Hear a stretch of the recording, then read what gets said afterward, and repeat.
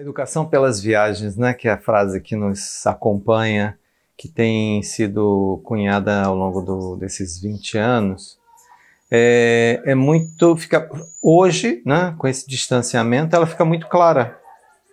Como foi todo um processo de construção ao longo do tempo, desde lá atrás, como guia, como professor de línguas, como viajante, e como isso foi se conversando, né? Dialogando essas experiências diversas de línguas e culturas, viagens e ensino no geral, de tudo junto e misturado, como eu tenho usado, que eu acho muito legal essa expressão que eu aprendi aqui na Bahia, né? Aprendi muita coisa na Bahia, então eu acho muito importante também ressaltar.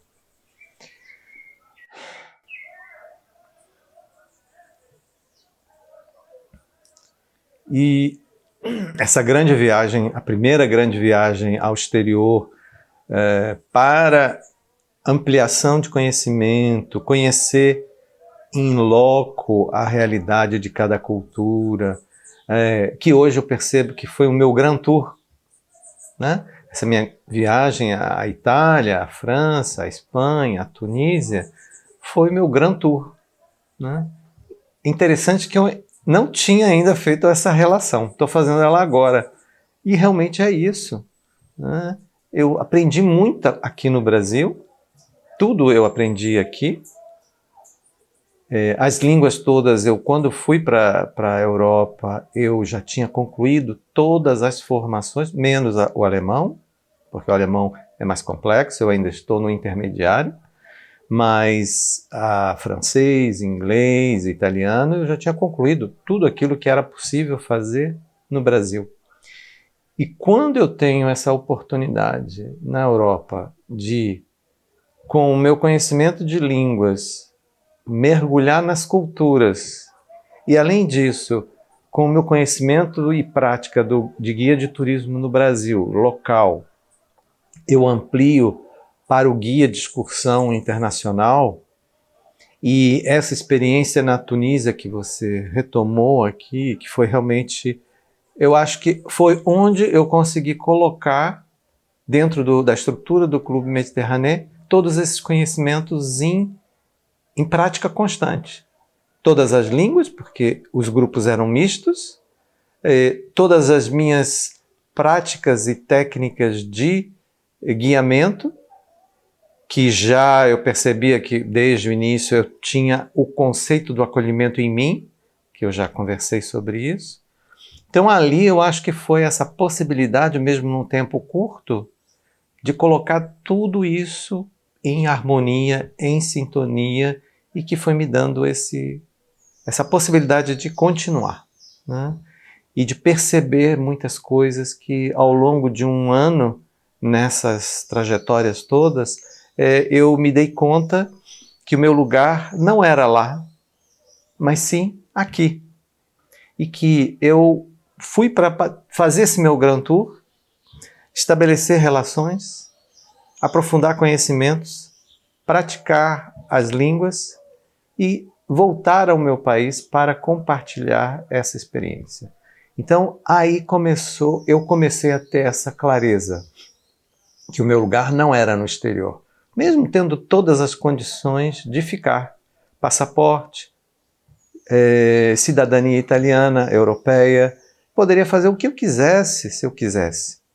Mas eu tomei a decisão de voltar, né, depois de um ano mais ou menos. Aí eu volto ao Brasil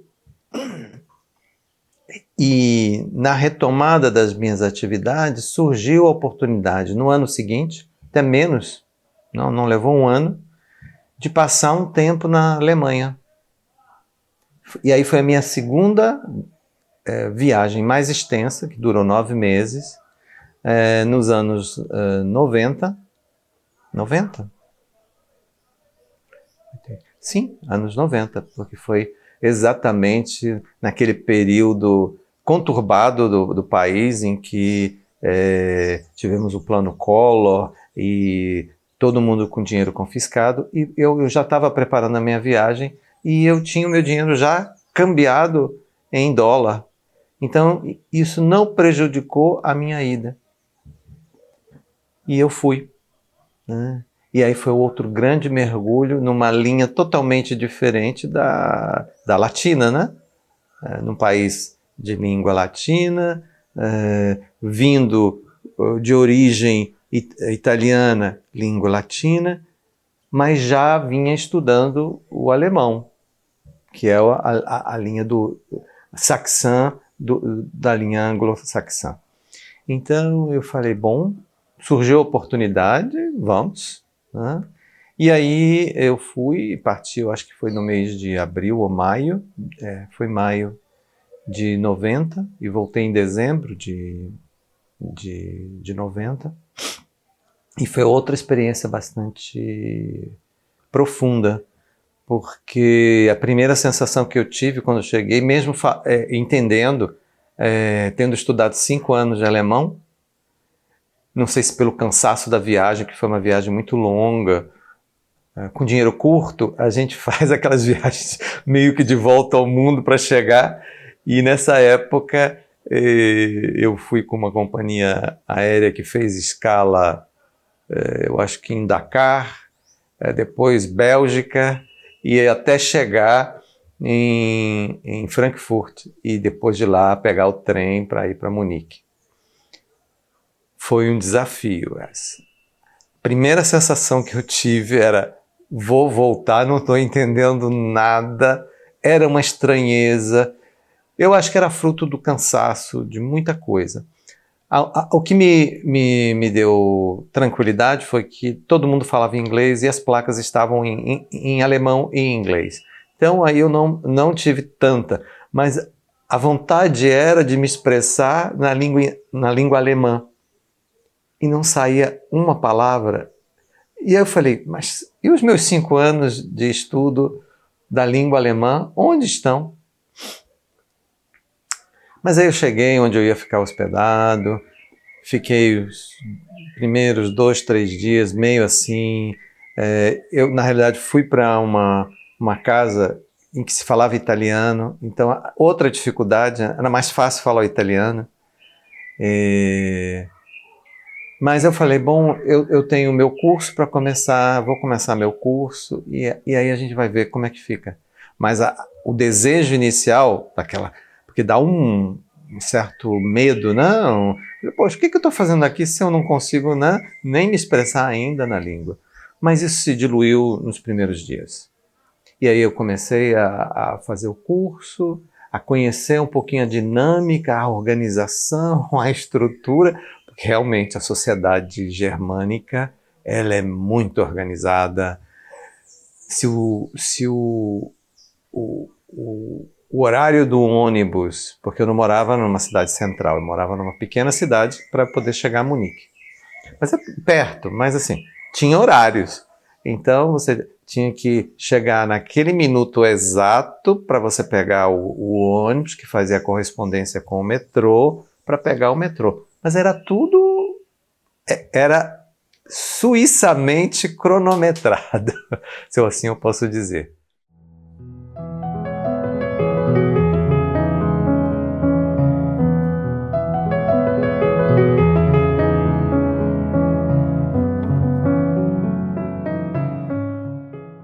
Como eu tenho essa ordem em mim já estabelecida há muito tempo, né, desde menino, para mim isso não era uma questão. Eu sabia que tinha o que fazer, como fazer, tinha as regras e eu precisava seguir as regras. Pronto. Tudo funcionava, até demais para um brasileiro que vem de uma cultura latina. E aí eu fui pouco a pouco conhecendo a cultura alemã, aprofundando o conhecimento da língua alemã e começando a navegar um pouco lá na cidade de Munique, nos espaços, nas possibilidades. E isso foi ampliando e a sensação de estar me expressando na língua alemã começou a surgir. E aí chegou um momento que eu falei, será que eu posso ficar aqui? Já que eu fui fazer a minha residência porque era necessário, com meu passaporte italiano, eles disseram, em 10 dias o senhor vai receber uma carta com a sua, como é que se chama? Sua autorização de permanência. Falei, tá bom. Aí eu falei, 10 dias? Será? Pronto. No 10º dia, quando eu abri a caixa do correio, estava lá a minha cartinha com tudo certinho do município, né, da cidade, dizendo todas as coisas que eu precisava fazer. E que já estava tudo certo. Falei, tá bom. Aí tive, ao mesmo tempo que eu estudava a língua, eu conhecia a cidade, eu também falei, bom, eu vou também. Eu fui com o intuito de trabalhar um pouco em qualquer atividade, eu não queria trabalhar em nada diretamente ligada ao turismo naquele momento, porque eu não dominava ainda a língua. Então, a oportunidade que surgiu foi trabalhar num restaurante como auxiliar de garçom.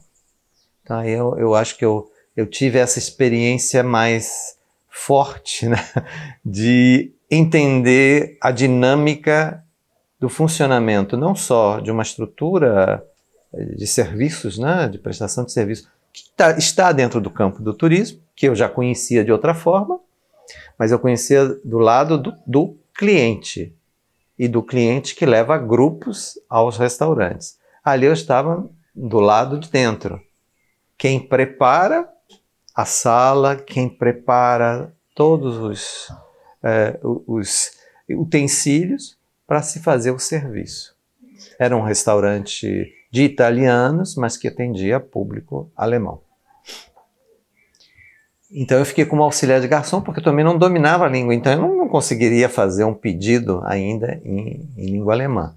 E eu fui acompanhando isso. Né? E foi uma experiência ótima. Só não gostei muito que eu ganhei um pouco de peso, porque não preciso comentar. E aí fui seguindo. Quando passou o verão, eu falei, poxa, mas eu acho que eu posso ter algum tipo de outra atividade, porque fora do verão, os restaurantes acabam tendo pouco trabalho, porque a parte de jardim, que fica fora, ao ar livre, você fecha. Então fica só na parte interna, então não tem muita demanda. Aí fui fazendo um ou outro servicinho pequeno, e aí surgiu a possibilidade de trabalhar nos Correios, triando pacotes pequenos, correspondências. O único, porém, é que era de madrugada. Mas eu falei, é uma experiência, então vamos lá. E era 3 vezes na semana, das 21 às 5 da manhã. Olha, eu tiro o chapéu para quem trabalha em turno e de madrugada. Não é fácil, não é fácil. Mas foi uma experiência muito boa para desenvolver, mesmo a maioria eram estrangeiros, mas a maioria eram estrangeiros de outras nacionalidades. Então a língua comum era o alemão, então a gente se comunicava em alemão. Foi muito bom, uma experiência muito boa. E quando passou esse período, enquanto eu estava lá, mas já estava chegando mais ou menos o período de eu pensar em voltar. Aí procurando, como eu tenho a minha primeira formação, que eu praticamente pouco utilizei, de formação técnica, integrada ao ensino médio, lá no Cefet Rio de Janeiro, eu tenho a formação de eletrotécnica, que eu utilizei para as minhas questões pessoais, mas profissionais muito pouco. E eles estavam precisando de um técnico em eletrotécnica que dominasse o português para manter contato com empresas de língua portuguesa. Eu falei, não é possível, será que isso é verdade? Me inscrevi, fiz todas as etapas de seleção técnica e outras, né? E depois tinha 2 etapas de entrevista. E fui bem na parte nem todas elas, mas teve uma pergunta que eles fizeram que eu sabia que aquela pergunta, mesmo com a minha resposta afirmativa, seria o ponto de escolha. Justamente ele falou, mas como você, mesmo tendo a nacionalidade italiana, mas você nasceu no Brasil e de um clima tropical, você tem sol o ano inteiro, como você acha que você teria condições de suportar 9, 10 meses de frio e de céu cinzento? Eu falei, claro, sim, a gente se adapta muito facilmente. E se adapta se for necessário. Mas ali eu vi que, realmente, nós que temos essa nossa realidade de, pelo menos no Nordeste, na Bahia, né, nós temos verão praticamente o ano inteiro. Suportar os países, o norte da Europa, não é para qualquer um, não. Então, essas experiências todas, nessa segunda grande viagem à Alemanha, também, no final, quando eu tinha decidido que eu iria voltar para o Brasil, né, foi no início de dezembro de 90, eu falei, o meu lugar é no Brasil. Então, eu acho que é uma bolinha de neve que foi lá da outra viagem, depois essa, que a gente vai ver que vai se aprofundando nas próximas, né? E ao chegar ao Brasil, cheguei em plena... Nós estávamos com a Guerra do Golfo acontecendo, turismo zerou, né? E eu falei, bem, então, se eu não tenho turismo agora para atuar, o que eu farei? Aí eu falei, bom, chegou a hora de retomar o ensino de línguas.